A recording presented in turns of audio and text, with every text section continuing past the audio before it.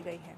इनमें vitamin, sugar, blood pressure की दवाओं के अलावा एंटीबायोटिक्स भी शामिल हैं। देश की सबसे बड़ी drug regulatory body central drugs standard control organisation ने इसकी लिस्ट जारी की है। CDSCO की लिस्ट में calcium, vitamin D3 supplements, anti diabetes की गोलियां और हाई ब्लड प्रेशर की दवाएं शामिल हैं। बैन की गई दवाइयों की लिस्ट में दौरे और एंजाइटी में इस्तेमाल की जाने वाली भी क्लोनाजेपाम टैबलेट, दर्द निवारक डिक्लोफेनेक, सांस की बीमारी के लिए इस्तेमाल होने वाली एम्ब्रोकोसोल और एंटी फंगल एल्कोनाजोल और कुछ मल्टीविटामिन्स और कैल्शियम की गोलियां भी हैं। ये दवाएं hetero drugs, Alkem laboratories, Hindustan antibiotics limited, Karnataka antibiotics and pharmaceuticals limited जैसी बड़ी कंपनियों द्वारा बनाई जाती हैं। और सोचिए, आप अंदाज़ा लगाइए कि 53 से ज़्यादा दवाइयाँ ऐसी हैं जिनका जब टेस्ट किया गया तो ये दवाइयाँ टेस्ट में फेल हुई हैं। और इस पर दिल्ली से मनोहर केसरी की रिपोर्ट देखिए। क्या आपको पता है कि आप बुखार की जो गोली ले रहे हैं या जो दवाई ले रहे हैं या ब्लड प्रेशर की जो दवाई ले रहे हैं या सिर दर्द करता हो या कोई भी दर्द होता है तो आप पैरासीटामोल ले लेते हैं, तो ऐसे में आपके लिए ये एक बुरी खबर है, क्योंकि देश भर में बुखार से लेकर के ब्लड प्रेशर की दवाइयाँ जांच में फेल पाई गई है। और ये हम नहीं कह रहे हैं, बल्कि ये कहना है CDSCO का, सेंट्रल ड्रग्स स्टैंडर्ड ऑर्गेनाइजेशन का, जिन्होंने अपनी वेबसाइट में 50 से ऐसी ज़्यादा दवाइयां हैं जो सब स्टैंडर्ड की पाई गई है। और हम अभी दिल्ली के एक मार्केट में मौजूद हैं, जहां हम आपको दिखाएंगे क्या ये दवाइयां मिल रही है, अगर मिल रही है तो क्या वही बैच की मिल रही है जिसे CDSCO ने उसे फेल पाया है, सब स्टैंडर्ड का बताया है। तो हम लोकनायक हॉस्पिटल जो दिल्ली गेट के आसपास है, उसके मार्केट के पास हम मौजूद हैं और यहाँ पर एक दवाई दुकान है, इनसे हम बात करेंगे। आप बताएंगे क्या नाम है आपका? मेरा नाम विशाल है। विशाल है। एक चीज़ बताएंगे कि CDSCO जो ड्रग्स की क्वालिटी को मॉनिटर करता है, वो संस्था 50 से ज़्यादा ऐसी दवाइयाँ हैं, चाहे बुखार की हो, ब्लड प्रेशर की हो, डायबिटिक की हो, वो जो है सो जांच में फेल पाई गई है। किसी खास बैच का है, क्या कहेंगे आप सूर्य? कुछ पता है? नहीं, मुझे इसका भी कोई आइडिया नहीं है सर। चलिए, आपको जानकारी नहीं है तो मैं आपको बता दूं कि ये एक है सन फार्मा की दवाई है, पेंटोसिड। ये आपके पास है? नहीं, हमारे पास अवेलेबल नहीं होती है। पेंटोसिड आपके पास नहीं है? नहीं नहीं। पेंडी है? नहीं, पेंडी भी नहीं है। एक इरेक्टाइल डिसफंक्शन में काम आता है, पल्मोसिल, ये दवाई है आपके पास? नहीं नहीं नहीं नहीं, हमें यहाँ पर सारा कार्डियोलॉजी है तो कार्डियोलॉजिस्ट की दवाई ज़्यादा रखते हैं हम सारी। अच्छा। कार्डियोलॉजिस्ट की। तो ब्लड प्रेशर टेल्मा H भी जो है सो जांच में फेल पाएगा, ये दवाई है आपके पास? हाँ, टेल्मा एच तो है हमारे पास। दिखाइए, आपके पास टेल्मा H है तो? ये टेल्मा एच, ये देखिए, ये टेल्मा H है और ये किस कंपनी की है? ग्लेनमार्क की है। और CDSCO ने भी ग्लेनमार्क की जो दवाई है टेल्मा H, जो हाई ब्लड प्रेशर को कम करने में इस्तेमाल होती है, वो भी इसमें है। ये मैं आपकी लिस्ट आपको दिखा रहा हूँ। लेकिन ये जो टेल्मा H है, टेल्मिस्ट्रैन 40 mg और हाइड्रोक्लोरेट हाइजाइड 12.5 mg टैबलेट्स। लेकिन इसका जो बैच नंबर है, वो बैच नंबर आप देखेंगे 823080। इस बैच नंबर की दवाई जो है सो फेक दवाई पाई गई है, सब स्टैंडर्ड की पाई गई है, स्पूरियस ड्रग है, फर्जी दवाई है। और ये हम नहीं कह रहे हैं, बल्कि ये लिस्ट कह रही है, जो ड्रग्स कंट्रोल की लिस्ट है। और जो इस दुकान में ये बेच रहे हैं, इसका मैं बैच नंबर एक बार चेक कर लेता हूँ। ये बैच नंबर देखिए 182, क्योंकि इसका भी 182 है, 3030729। अब आप देखिए, सबसे बड़ी बात है, ये जो टेल्मा H बेच रहे हैं और इसमें है, दोनों में लास्ट का जो 3 डिजिट है वो मैच नहीं खा रहा है। मतलब जो इसमें है और इनके पास दुकान में जो दवाई है, दोनों में अंतर है। ये हो सकता है कि ये स्पूरियस नहीं हो, क्योंकि बैच नंबर अलग है। तो आप बताएंगे कि टेल्मा H का जो बैच नंबर मैंने बताया, ग्लेनमार्क कंपनी का, ये और दवाई है या इसी बैच की आपके पास? मेरे पास इसी बैच की है। इसी बैच की। इसके साथ साथ आपके पास और यूरोसोकॉल या फिर डायबिटिक की दवाई है? डायबिटिक होती है मेरे पास, बट ये नहीं है जो आप बता रहे हैं। वो मेटफॉर्मिन और नापा होती है, ऑक्सरा नाम की, और वो होती हैं, बहुत सारी होती हैं हम पर। एक चीज बताएंगे, तो ये दवाई मैं आऊंगा तो आप दे देंगे वैसे ही? नहीं नहीं नहीं, बिना पर्चे कोई दवाई नहीं देते हम किसी को नहीं। दर्द बुखार ये सब को तो धड़ल्ले से हॉस्पिटल एरिया पे भेज देते हैं, बट हम बिना पर्चे दवाई नहीं देते हैं। सही बोल रहे हैं? अभी मैं भेज रहा हूँ। बिल्कुल भेजो सर, कभी भी भेजो, हम किसी को नहीं देते दवाई बिना क्या कहेंगे इस तरह की जो फर्जी दवाइयाँ बिक रही है, और बड़ी बड़ी कंपनियों ने जो जवाब दिया है ऑर्गेनाइजेशन को, उन्होंने कहा है कि हमारे जिस बैच की दवाई है, वो बैच की दवाई जो है वो किसी और कंपनी की है, हमने तो बनाया ही नहीं है। ये तो जो बेच रहा है, जो जिससे उसने लिया, वो तो वही क्लेम कर पाएगा ना इसके बारे में, तो कि उसने कहाँ से लिया, कैसे लिया। ऑथराइज, हम तो सारी दवाइयाँ ऑथराइज डीलर से लेते हैं, मतलब बिना अनऑथराइज वाले तो ऐसा कुछ है नहीं। चिंता होती है इन सब चीज़ों के लिए, दवाई जो किसी की जान बचाती है और वो कंपनियां जो है सो जहर बेच रही है। हाँ बिल्कुल, गलत तो गलत ही है, मतलब ऐसा नहीं बेचना चाहिए, ऑथराइज डीलर से ही दवाई लेनी चाहिए सब केमिस्ट वालों को। चलिए, ये तो शॉपकीपर हैं, केमिस्ट शॉप के हैं, कुछ लोग हैं जो दवाई लेने के लिए आए हैं। आप यहाँ दवाई लेने के लिए आए हुए हैं? नहीं, तो मैं यहीं से ही हूँ। अच्छा, आप यहीं के हैं। अच्छा, तो आप शॉपकीपर हैं, आपसे भी मैं बात कर लेता हूँ। आप बताएंगे, केमिस्ट हैं, कुछ ऐसी सीडीएसओ ने दवाई की लिस्ट जारी की है, चाहे पैरासीटामोल हो या टेल्मा हो, पेंटोसिड हो, फर्मा की, या पेंडी हो, ये सब दवाइयाँ जो है सो फर्जी पाई गई है। सारी नहीं, बल्कि कुछ बैचेस दिए गए हैं। क्या कहेंगे आप? जहाँ दिए गए हैं वहीं बताएंगे, हमारे पास तो है नहीं ऐसा कुछ। वो मैंने भी देखा, चेक किया कि आपके पास उस बैच की दवाई नहीं है। लेकिन कंपनियों को सोचना चाहिए कि लोगों को इस तरह का जहर ना खिलाएं, जान के साथ खिलवाड़ ना करें। हाँ, सोचना चाहिए। बिल्कुल। तो आप देखिए कि जो केमिस्ट हैं वो भी इस बात को लेकर के कह रहे हैं कि जो दवाइयाँ या जो दवाई कंपनी इस तरह की धोखाधड़ी कर रही है, दवा के नाम पर जहर परोस रही है या जान के साथ खिलवाड़ कर रही है, उनके खिलाफ सख्त से सख्त कार्रवाई होनी चाहिए। दिल्ली के कई केमिस्ट शॉप पर रियलिटी चेक किया गया, क्या इन कंपनियों के इस बैच नंबर की दवाइयां बिक रही हैं या फिर नहीं। हमने पाया कि ये सारी दवाइयां तो उपलब्ध हैं, लेकिन बैच नंबर अलग है। देखिए हमारे सहयोगी मनोहर केसरी की रिपोर्ट। हमारे साथ कुछ मरीज और उनके रिलेटिव है जो दवाई खरीदने के लिए आए हैं, हम उनसे सीधे बात करते हैं। आप बताएंगे, कुछ ऐसी दवाइयां हैं, चाहे हम बुखार की बात करें, सिर दर्द की बात करें, गैस की बात करें, ये सब दवाइयां जांच में फेल पाई गई है, मतलब वो जो है सो गलत दवाई पाई गई है, स्पूरियस दवाई पाई गई है। क्या कहेंगे आप? सर, इसके लिए कहने का मतलब है कि ये दवाइयाँ पे कोई भी कंट्रोल होना चाहिए सर, और इस तरह की दवाइयाँ मार्केट में नहीं बिकना चाहिए सर, इन पे कानूनी कार्रवाई होना चाहिए। इसके साइड इफेक्ट भी बहुत ज्यादा होता है, जानलेवा होता है। जी, आपने भी कुछ दवाई खरीदी है क्या? नहीं, खरीदी तो अभी थोड़ी सी दवा खरीदी। कौन कौन सी दवाई खरीदी है? नहीं, वो तो अंदर से मिली। ब्लड में ब्लड प्रेशर की भी दवाई खरीदी? नहीं, ब्लड प्रेशर की नहीं खरीदी? ना। हार्ट की कुछ दवाई? हार्ट की दवाई खरीदी। अच्छा, हार्ट की दवाई। क्या कहेंगे आप, इस तरह की दवाइयाँ मार्केट में बिक रही है? नहीं, कोई डॉक्टर कुछ बता रही है, कोई कुछ बता रही है, तब जैसी डॉक्टर दे रही है वैसी दवा ले रहे हैं। क्या करें, क्या कर सकते हैं। लेकिन जो जांच एजेंसियां हैं उनको ध्यान देने की जरूरत है। कुछ आ रही, कहीं की कुछ आ रही है। नकली दवाइयाँ बन रही वो तो कानूनी अपराध है ही। क्या बोला? जो नकली दवाई बन रही है एजेंसी में, वो तो कानूनी अपराध है ही है, तो उनको तो बंद किया जाए जितना जल्दी हो सके, क्योंकि उससे आदमी को जोखिम भी हो सकता है, नुकसान पहुंच रहा है। तो ऐसी दवाइयाँ ना बनाएं कंपनियां, ये और उन कंपनियों के खिलाफ सख्त से सख्त कार्रवाई, सख्त से सख्त कार्रवाई होनी चाहिए। क्योंकि जो जांच एजेंसी है जो दवाई की जांच करती है, सीडीएसओ, उन्होंने ये लिस्ट डाली है अपनी वेबसाइट। नहीं, उन्होंने गलत डाली है कि मतलब दवाई नहीं, उन्होंने ये डाली है आपको बताने के लिए, अलर्ट करने के लिए, ये सब दवाइयाँ ना खरीदें। तो दवाई अब डॉक्टर लिख रहा है तो हम केमिस्ट पे जा रहे हैं खरीदने, तो केमिस्ट वाला क्या दवाई दे रहा है, उसमें हम तो इतना पढ़े लिखे नहीं है और इतना इंटेलिजेंट नहीं है। केमिस्ट वाले ने जो दवाई दी है हमने वो ले ली और वो खा ली, अब वो साइड इफेक्ट करेगी तो उसमें कंपनी की वो है, इसमें आम पब्लिक की कोई वो नहीं है इसमें। वो तो कंपनी है, नकली है तो केमिस्ट पे कहाँ से आ रही है?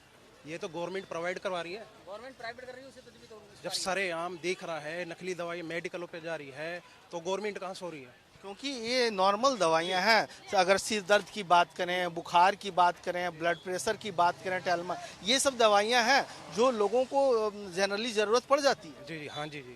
और ये सब दवाइयाँ जो है सो स्पूरियस पाई गई है, फर्जी पाई गई है। हाँ जी सर, तो इसमें ये है ज़्यादातर ये मेडिकलों पे खुद घोरक धंधा कंपनी कर रही है और खुल का चल रहा है मेडिकलों पे। ये नहीं है कि नहीं, खुल्लम खेला चल रहा है। खेला चल रहा है, कहीं भी चले जाओ, कोडिन ले लो, नशे की दवाइयाँ ले लो, जहाँ 10 रुपए का पत्ता वो 50 का ले देने को तैयार है मेडिकल वाले। 100 रुपए का ले लो, यहाँ नहीं देगा, दूसरा वाला दे देगा। कोरेक्स हुई, कोडीन हुआ, कोडिस्टार सी हुई, बहुत सारी दवाइयाँ कहाँ तक हैं। और सबको पता है, प्रशासन को पता है, सरकार को पता है, सब चल रहा है। तो इसमें तो ये है, सबसे ज़्यादा है गवर्नमेंट की लापरवाही। जेनरिक दवाइयाँ, लोकल एक से एक लोकल ब्रांड दवाइयाँ, जो 2 रुपए की गोली है उस पर 100 रुपए MRP। मतलब आप ये कह रहे हैं कि लोकल एजेंसियों का साठ गांठ रहता है जो जांच करने के लिए आती है। जी जी जी। अब ये तो दिल्ली हो गया। आप गाँवों में प्लान करिए, गाँवों में जाके कोई छोटी कंपनी होगी, आप जैसे उत्तराखंड हुआ, वहाँ पे आपके 5-7 लाख रुपए 10 लाख रुपए कंपनी आप दवाई लेने के लिए आए? जी मैं तो दवाई लेता हूँ, तो वहाँ पे 10 लाख रुपए तो आप अपनी कंपनी ले लो, 10 प्रोडक्ट लो, गाँव में अपनी दवाई चलवा लो। बिल्कुल, अब आप समझ सकते हैं कि ये लोग किस तरह से बात कर रहे हैं। लोग दवाई खरीदने के लिए यहाँ दुकान पे आए हैं, लेकिन वो भी दवाइयाँ मौजूद हैं जो CDSO ने वेबसाइट पे डाली है, वो अभी तक हटाई नहीं गई है, जो खास बैच किए। तो ऐसे में लोग ये कह रहे हैं, मरीज जो हैं या उनके रिलेटिव हैं, कि सरकार को सख्त से सख्त उन कंपनियों के खिलाफ कार्रवाई करनी चाहिए और बाजार से उन दवाइयों को वापस मंगाना चाहिए। वहीं दिल्ली के एक और दुकान त्रिवेणी मेडिकल पर जाकर हमने इन दवाओं की रियलिटी चेक किया। दुकानदार ने यह भी कहा कि हम पर्ची से दवा देते हैं और नकली दवा नहीं बेचते हैं। चलिए, अब हम पहुंचे हैं त्रिवेणी मेडिकोज में और यहाँ देखते हैं कि जो CDSO ने दवाई बैन की है, जिसको स्पूरियस डिक्लेयर किया है, वो दवाई यहाँ मिल रही है या नहीं मिल रही है। ये आप देखिए, ये इनके पास टेल्मा H है, पेंटोसिड 40 है, पैरासीटामोल है, एजिथ्रोमाइसिन है, लेकिन ये सिप्ला कंपनी की है। अब हम चेक करते हैं कि जो CDSO ने जारी किया है वो बैच नंबर की दवाई है या नहीं है। सबसे पहले हम पेंटोसिड की बात करते हैं, क्योंकि सन फार्मा बड़ी कंपनी है और बड़ी कंपनी की ये पेंटोसिड दवाई है जो गैस रिलैक्सेशन या एसिडिटी, अगर हम बेसिकली बोलें तो एसिडिटी रिलैक्सेशन में ये दवाई यूज़ की जाती है। बैच नंबर देखेंगे, जिस बैच नंबर को बैन किया गया है वो है ID 2041A, और लेकिन जो मार्केट में अभी इनकी शॉप में जो अवेलेबल है वो GTF 1361 ये है। मतलब इस बैच नंबर से ये पेंटोसिड मेल नहीं खाता है। उसके बाद पैरासीटामोल जिस कंपनी का बताया जा रहा है, जिस कंपनी की दवाई फेक है, वो मैं आपको दिखाना चाहता हूँ। ये कर्नाटक एंटीबायोटिक्स फार्मा लिमिटेड का है और ये जो है तो आपका किस कंपनी का है, पैरासीटामोल पैरासिप 500 है और ये सिप्ला का है, तो इसका भी नाम नहीं है। लेकिन ये सारी दवाइयाँ मिल रही है बाज़ार में, लेकिन बैच नंबर अलग अलग है। और हम बात करें तो ये एजिथ्रोमाइसिन है जो एंटीबायोटिक है और एजिथ्रोमाइसिन को भी नॉट फॉर स्टैंडर्ड क्वालिटी का माना गया है, NSQ ड्रग माना गया है, सब स्टैंडर्ड का ड्रग माना गया है और वो भी इस बैच नंबर से मेल नहीं खाता है। कहने का मतलब ये है कि इनके पास दवाइयाँ तो हैं, दवाइयाँ वो सारी दवाइयाँ हैं जिन की बात, लेकिन बैच नंबर नहीं मिल पा रहा है। हम और चेक करेंगे और जांच करेंगे कि क्या ये सारी दवाइयाँ, बुखार की पैरासीटामोल की बात हो या फिर एजिथ्रोमाइसिन की बात हो, पेंटोसिड की बात हो,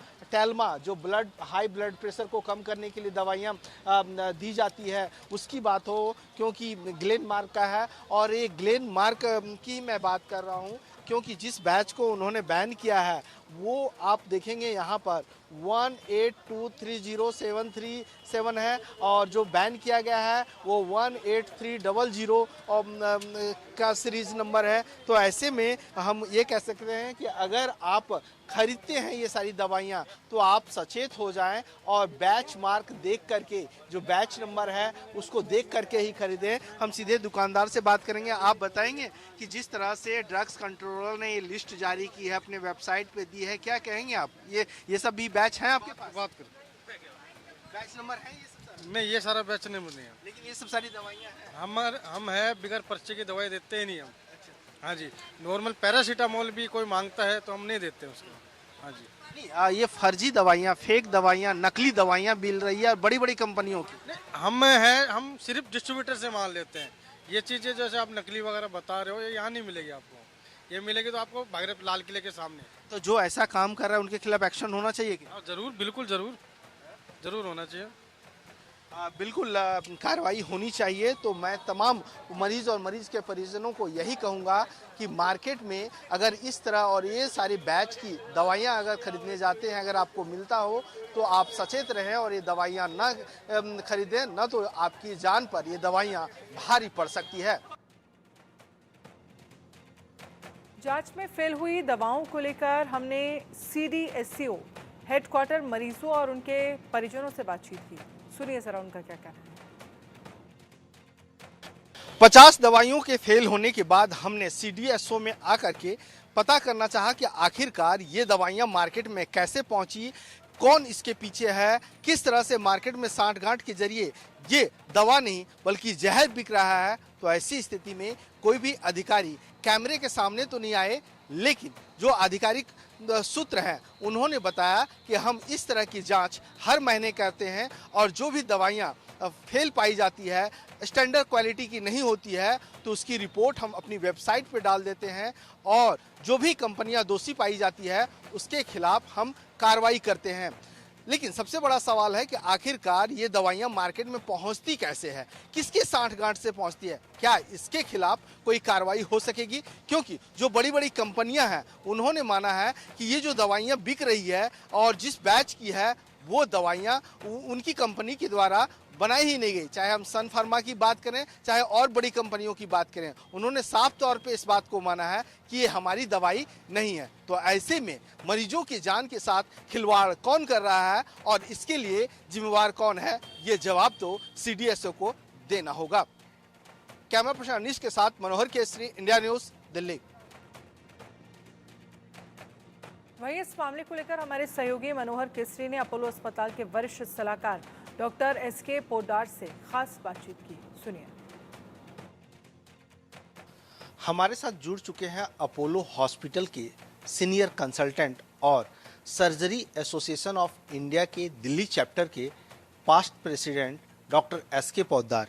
सर, CDSCO ने कुछ दवाइयों की लिस्ट जारी की है जिसमें से 50 से ज़्यादा दवाइयां हैं जो सब स्टैंडर्ड की पाई गई है, कुछ स्पेरियस ड्रग्स भी हैं।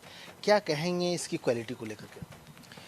देखिए, सब स्टैंडर्ड दवा जब भी इस तरह की न्यूज आती है तो हम लोग सबसे पहले तो हमारे पेशेंट्स के सोचते हैं कि एक तो उनको दवा का लाभ नहीं मिल पा रहा है, पहली तो ये। दूसरा, उससे ज़्यादा बड़ी खतरनाक बात हो सकती है कि इससे साइड इफ़ेक्ट्स हों, क्योंकि ये दवा हमें नहीं मालूम, ये कंपनियों, मैं तो ज़्यादातर केस में ये उस कंपनियों की दवा नहीं होती है जिसके नाम से वो उसमें प्रिंटेड होता है।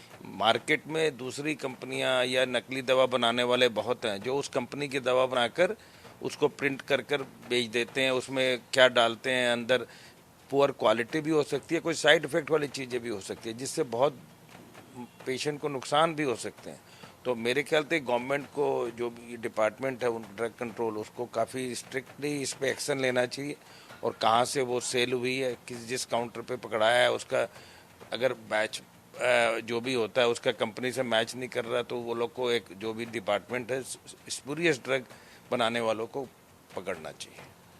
सर, आम पब्लिक ये जानना चाहता है, चाहे वो मरीज हों या उनके परिजन हों, कि इसमें पैरासीटामोल जैसी दवाइयाँ भी हैं, पेंटोसिड जो एसिड रिलैक्सेशंस की दवाइयाँ हैं, फिर टेल्मा एच, इन सब दवाइयों के साइड इफेक्ट, अगर ये दवाइयाँ सब स्टैंडर्ड की है, मतलब जो मानक है उस पर खरी नहीं उतर रही है, तो क्या क्या बॉडी में दिक्कतें आ सकती हैं? मैंने वही कहा, ये सब दवाइयाँ, जैसे टेल्मा बोला आपने, वो टेल्मा BP कंट्रोल करने की बहुत इंपॉर्टेंट दवा है। तो सबसे पेंटोसिड या पेंडी, ये एसिड कंट्रोल करने की दवा है। तो सबसे पहला तो नुकसान मरीज जिस चीज़ के लिए ले रहा है वो दवा, बीमारी बढ़ेगी। भाई BP अगर शूट कर गया, उसको दवा का काम नहीं की दवा, तो BP शूट करने के साइड इफ़ेक्ट हो सकते हैं। एसिडिटी कंट्रोल नहीं हुई तो उसके साइड इफ़ेक्ट हो सकते हैं। वो तो एक इशू है, पर उससे ज़्यादा खतरनाक इशू है कि वो दवा के साइड इफ़ेक्ट, अगर नकली दवा है, वो स्पूरियस ड्रग बनाने वालों ने उस नाम से बनाकर बेची है, तो उसके साइड इफ़ेक्ट बहुत खतरनाक हो सकते हैं, इससे भी ज़्यादा हो सकते हैं। उस दवा का फ़ायदा नहीं मिला, हाइपरटेंशन हो गया, ब्लड प्रेशर बढ़ गया, एसिडिटी बढ़ गई, ये भी साइड इफ़ेक्ट है। बट उससे ज़्यादा मेरे को जो लगता है कि उसकी जो स्पूरियस ड्रग के दूसरे नुकसान, एलर्जिक रिएक्शन, एनाफाइलैक्सिस रिएक्शन और भी उससे कभी कभी बहुत डेंजरस साइड इफेक्ट होते हैं। बीमार पड़ने पर अक्सर डॉक्टर दवा खाने की सलाह देते हैं। कुछ दवाएं तो इतनी कॉमन हैं कि हर घर में मिल जाती हैं। देश में बिक रही कुल 53 दवाएं क्वालिटी चेक में फेल हो गई हैं। इसको लेकर देखिए लखनऊ से हमारे सहयोगी मोहम्मद शबब की रिपोर्ट। अमूमन बुखार में आप पैरासीटामोल खाकर इस बात के लिए संतुष्ट हो जाते हैं कि आपका बुखार उतर जाएगा। आपके हाथ पैरों में दर्द होती है तो लोग घरों में डाइक्लोफेनिक सोडियम टैबलेट रखते हैं, उसे खाकर दर्द दूर हो जाता है। किसी को दस्त आ जाता है तो घर में अमूमन डिपेंडाल दे दी जाती है।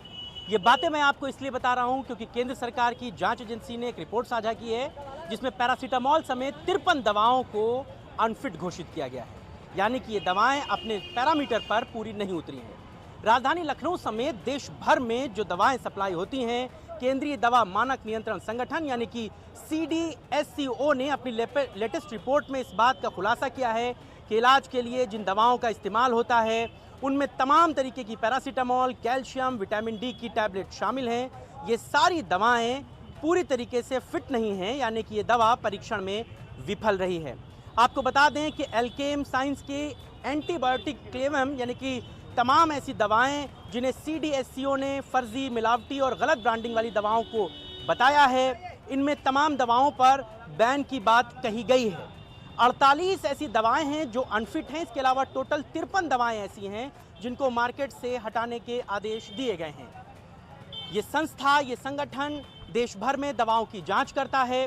हालांकि ये ऐसा पहला मौका नहीं है जब दवाओं को जांच किया गया हो और उन दवाओं को अनफिट पाया गया हो, लेकिन सरकार की तरफ से लगातार कराई जा रही जांच के बाद इन दवाओं के लिए जो विक्रेता हैं अब उनके सामने एक और बड़ी मुश्किल है कि आखिरकार इतनी बड़ी तादाद में जो दवाएं उनके रिटेल स्टोर्स पर उपलब्ध हैं वो वापस कैसे होंगी।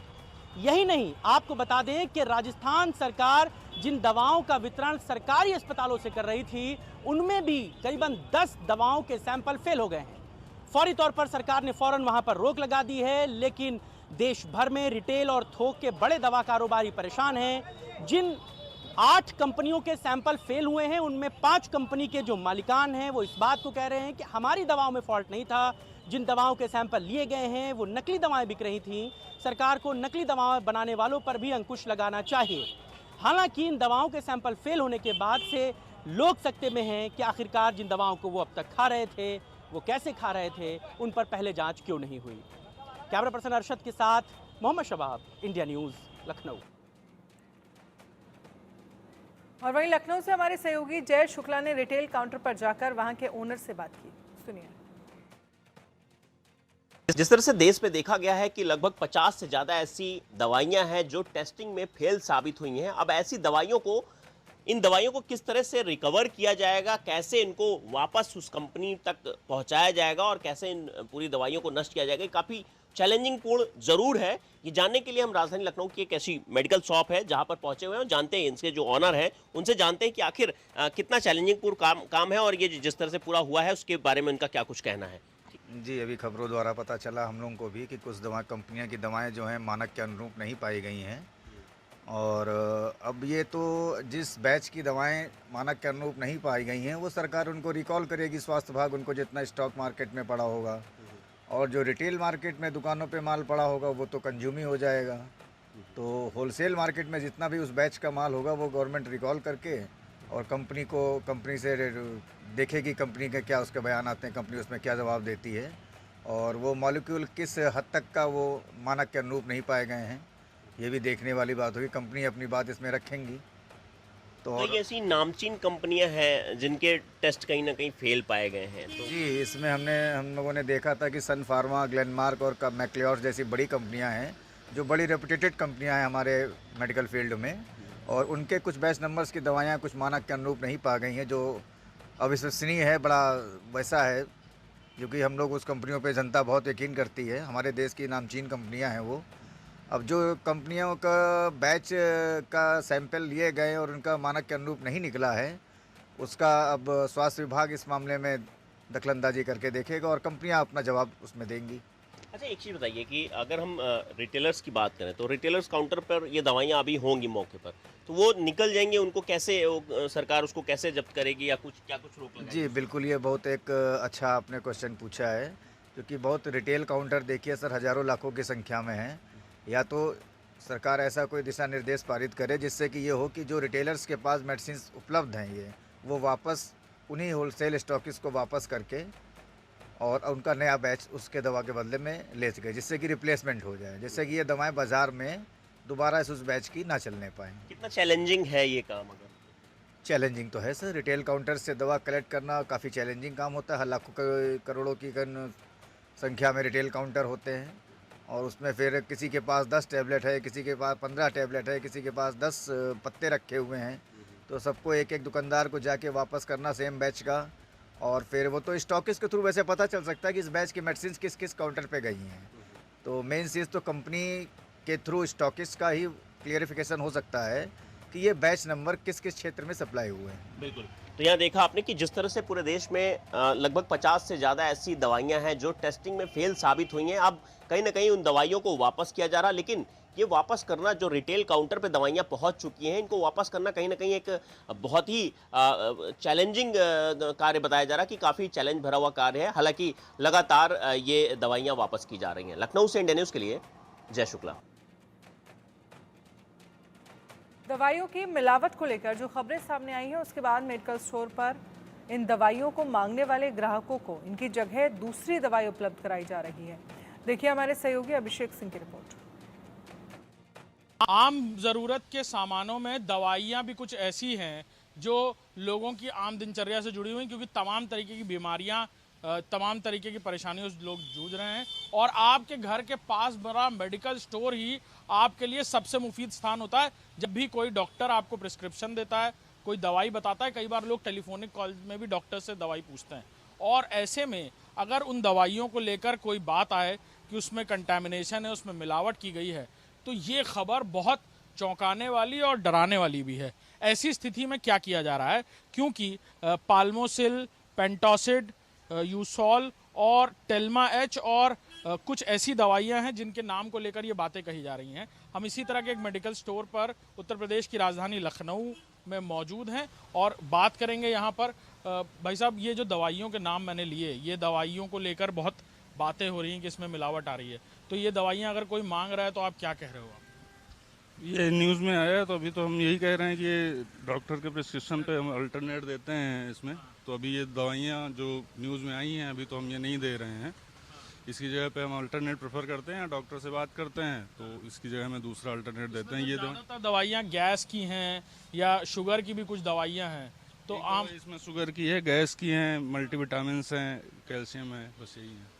तो इस तरह की कंट्रोवर्सी आती है, तो अब जैसे प्रिस्क्रिप्शन फिर डॉक्टर भी प्रिस्क्राइब नहीं करेगा, क्या लगता है? हाँ, करना तो नहीं चाहिए सर। लेकिन अगर कोई आज की डेट में प्रिस्क्रिप्शन लेके आता है तो आप क्या करोगे? उनको दवाई दूसरी दोगे? नहीं, डॉक्टर से कंसल्ट करेंगे। प्रिस्क्रिप्शन देगा तो डॉक्टर का नंबर होता है, अब न्यूज़ के हिसाब से डॉक्टर से कंसल्ट करते हैं कि सर ये दवाई का ऐसा न्यूज़ आ रहा है, इसकी जगह क्या करें, तो वो बोलते हैं कि नहीं आप अल्टरनेट दे सकते हैं, तो अल्टरनेट देते हैं। आज आपके पास कोई आया इस तरह की कोई दवाई? नहीं, आज तो नहीं आया अभी ऐसा। आता है तो अभी तो पूरा दिन बचा हुआ है। हाँ, आता है तो अल्टरनेट प्रेफर करेंगे या फिर डॉक्टर से कंसल्ट करके फिर देखेंगे। आप लोगों पर किस तरह से, दुकानदारी पर किस तरह से इसका असर पड़ता है? इस तरह असर पड़ता है सर। कस्टमर आते हैं, कई बार बोलते हैं कि इन दवाइयों में ऐसा है, तो एक्चुअली क्या है कि हम जो परचेज करते हैं वो ऑथराइज स्टॉकिस्ट से ही परचेज करते हैं हमेशा, मतलब बाहर से नहीं लेते हैं। तो उसकी एक गारंटी होती है कि जो स्टॉकिस्ट ऑथराइज है कंपनी का, उसी से परचेज करते हैं, तो एटलीस्ट वो गारंटी लेता है कि जो भी दवाई वो हमको दे रहा है वो ऑथेंटिकेटेड है। लेकिन इस तरह की खबरें कहीं ना कहीं विश्वास में सेंधमारी जैसी होती हैं, थोड़ा विश्वास डगमगाता है।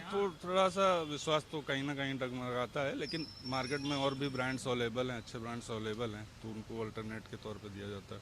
बिल्कुल। तो इन दवाइयों के बारे में जो बात आ रही है कि अगर इस तरह की दवाइयाँ जो पूरी तरह ये कहा जा रहा है कि इनका बैच पकड़ा गया, मिलावट की बातें आ रही हैं, तो ऐसी दवाइयाँ अगर कोई प्रिस्क्रिप्शन लेकर के आता है तो यहाँ पर फ़िलहाल हम लखनऊ में मौजूद हैं, उत्तर प्रदेश की राजधानी में, जहाँ मेडिकल स्टोर के मालिक और यहाँ पर मौजूद कर्मचारियों को कहना है कि ये दवाइयाँ नहीं दी जा रही हैं, इनकी जगह दूसरे सॉल्ट्स की दवाइयाँ दी जा रही हैं ऐसी स्थिति में।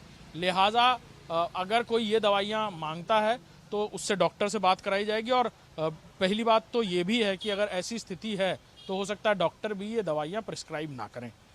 कैमरामैन दीपक के साथ अभिषेक सिंह, इंडिया न्यूज़, लखनऊ।